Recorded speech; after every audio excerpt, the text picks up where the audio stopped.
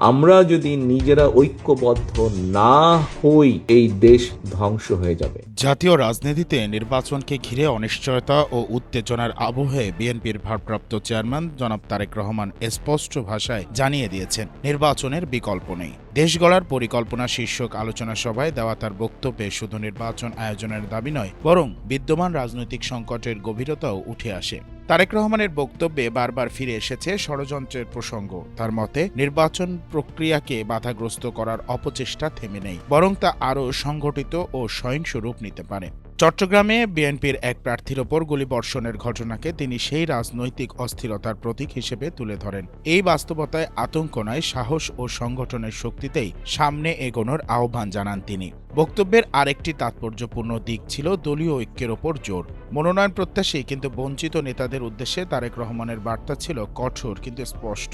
ব্যক্তিগত ক্ষোভ নয়, দলীয় স্বার্থই এখন মুখ্য। তার মতে, অভ্যন্তরীণ বিভাজন গণতান্ত্রিক আন্দোলনকে দুর্বল করে এবং ষড়যন্ত্রকারীদের সুযোগ করে দেয়। রাষ্ট্র পরিচালনার প্রতিশ্রুতির বিষয়েও বিএনপির অবস্থান তুলে ধরেন তারেক রহমান। তিনি দাবি করেন, নারীর ক্ষমতায়ন, কৃষি ও গ্রামীণ অর্থনীতি, শিক্ষা সংস্কার, তরুণদের কর্মসংস্থান এবং পরিবেশ রক্ষায় বিএনপির রয়েছে বাস্তবভিত্তিক পরিকল্পনা। তার ভাষায়, গণতান্ত্রিক শক্তিগুলোর ঐক্য যত বিস্তৃত হবে, ততই নির্বাচন অনিবার্য হয়ে উঠবে।